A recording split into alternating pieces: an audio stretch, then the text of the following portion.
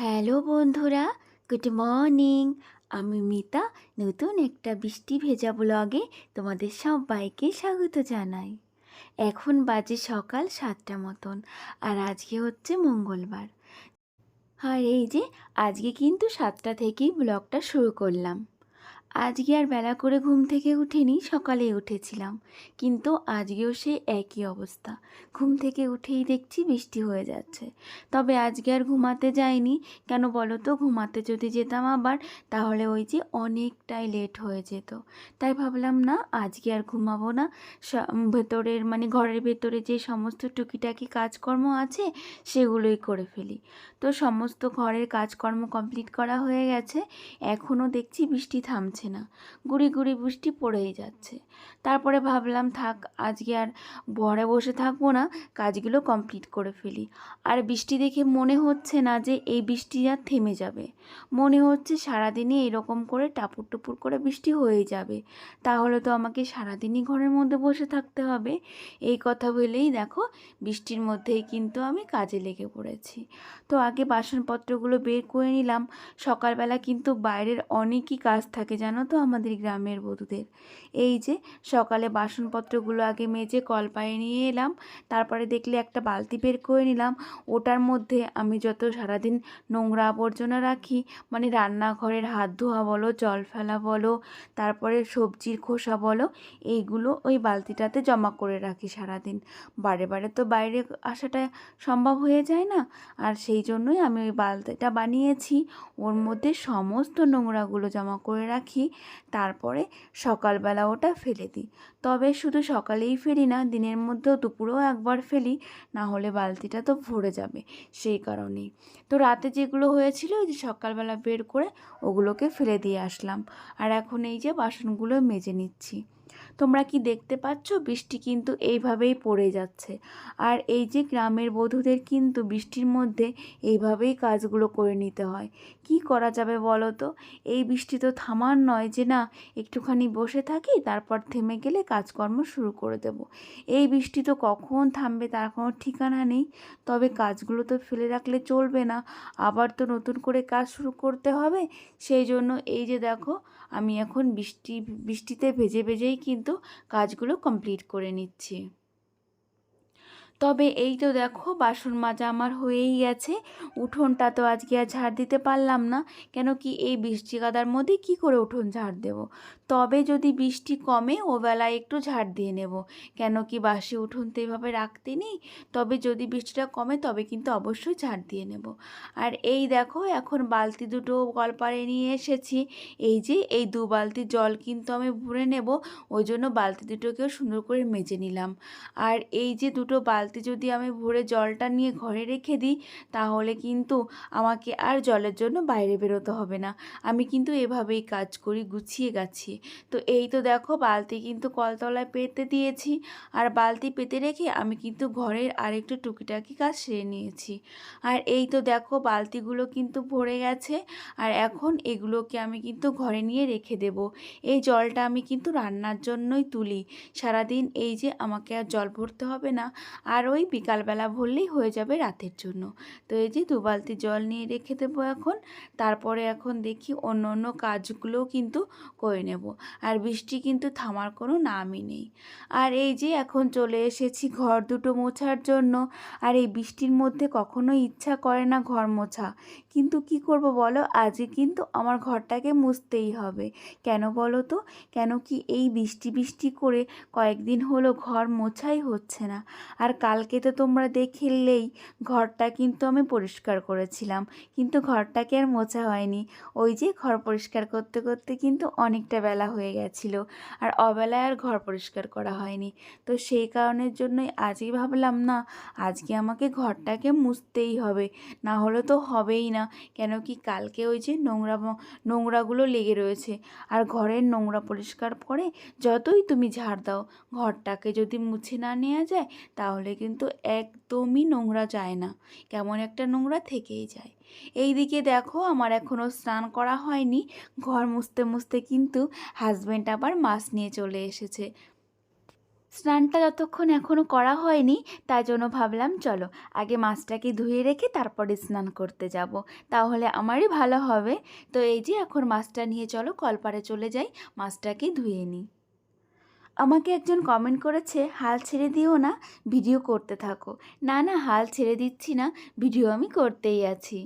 আর একটা বুনু কমেন্ট করেছে, বুনু অনেক অনেক ধন্যবাদ, তুমি আমার নামটা নিয়েছো, তুমি সামনের দিকে এগিয়ে যাও, সব সময় তুমি আমাকে পাশে পাবে।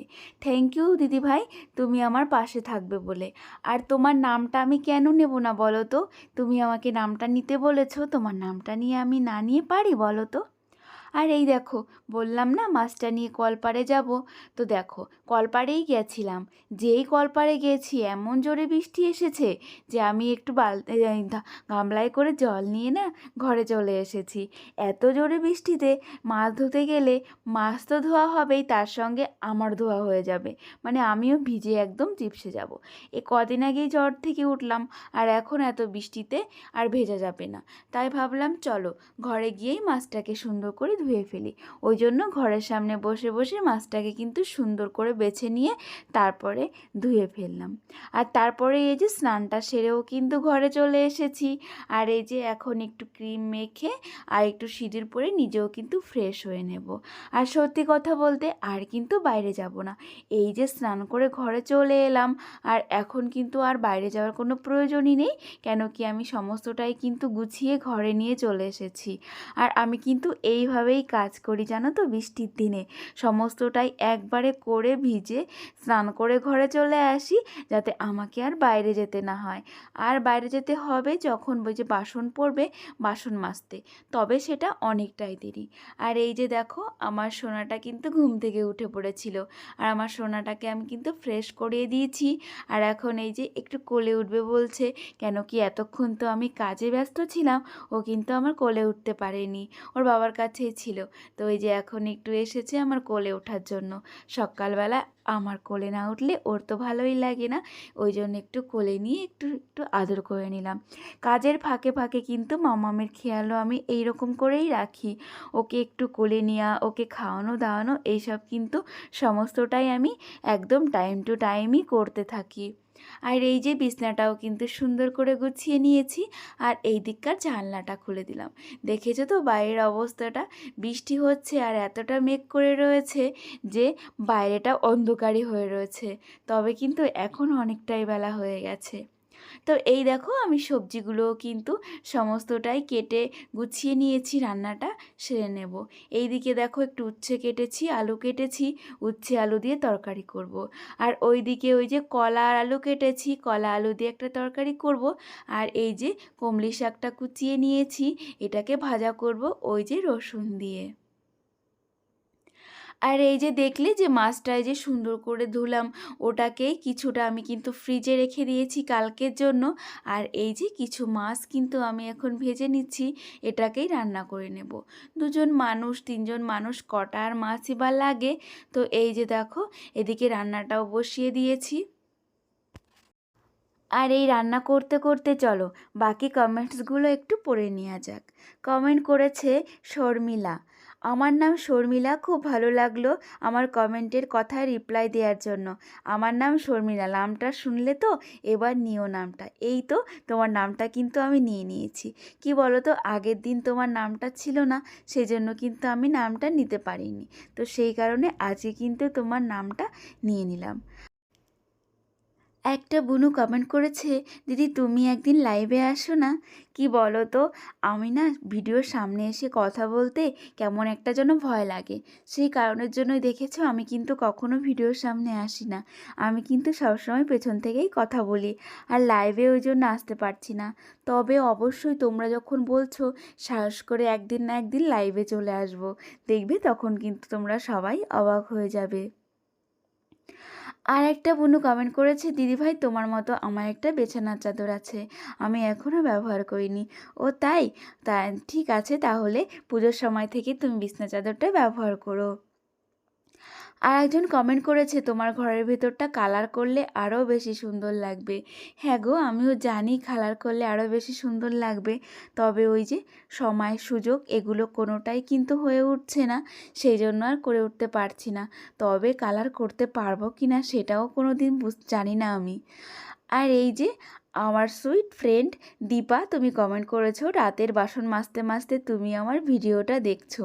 তবে সত্যি কথা বলতে তুমি আমাকে এত ভালোবাসো যে তুমি আমাকে রোজই দেখো, আর সেটা কাজ করতে হোক আর এমনি বসে বসে হোক। তো থ্যাংক ইউ দীপা, বাসন মাজতে মাজতে আমার ভিডিওটা দেখার জন্য। আরেকটা বুনু আমাকে কমেন্ট করেছে, দিদি ভাই খিচুড়িটা লোভনীয় হয়েছে, সুন্দর করে সব কাজ করে নিলে অনেক ভালো লাগলো। থ্যাংক ইউ বুনু আমার খিচুড়ির প্রশংসা করার জন্য। আরেকটা বুনু কমেন্ট করেছে, দিদি ভাই তুমি কত সুন্দর করে ঘর গুছিয়ে রাখো, তোমার কাজগুলো আমার কাছে খুব ভালো লাগে, কথাগুলো বললে আরও বেশি সুন্দর লাগলো। থ্যাংক ইউ বুনু, আমার কাজগুলো এত ভালো লাগে বলে, আর আমার কথাগুলোও তোমার এত ভালো লাগে বলে। আর এই তো দেখো এদিকে কিন্তু আমার রান্না বান্না সমস্ত কমপ্লিট হয়ে গেছে, মাম্মামকেও খাইয়ে দিয়েছি আর আমরাও কিন্তু খেয়ে নিয়েছি। আর এখন এই যে চলে এসেছি বিছানায়, মাম্মামকে এখন একটু ঘুম পাড়িয়ে দেব, তারপরে আমি বাকি কাজগুলো করব। আর এই দেখো মাম্মাম কিন্তু মাম্মামের বালিশ টালিশ সমস্ত কিন্তু নিজেই পেতে নিচ্ছে, ও এখন জানে এটা আমার ঘুমের টাইম। আর আমি বলেছি দেখো ওর বাবার বালিশটাও আনতে গেছে, আমি বললাম কি বাবা এখন ঘুমাবে না, বাবার বালিশ আনতে হবে না, ওই জন্য ও এরকম করে কান্না করছিল। তো যখন বললাম ঠিক আছে নিয়ে আসো, আর এই যে আনন্দের সহিত আবার এই বালিশটাও নিয়ে চলে এলো, আর এখন এই যে ঘুমিয়ে পড়েছে। চলো তবে আমি এখন মাম্মামকে একটু ঘুম পাড়িয়ে দিই, তারপরে কাজগুলো করব। আর ব্লগটা আমি আজকে এখানেই শেষ করব। তোমরা সবাই ভালো থেকো, আমরাও ভালো আছি। তোমাদের সবাইকে টাটা।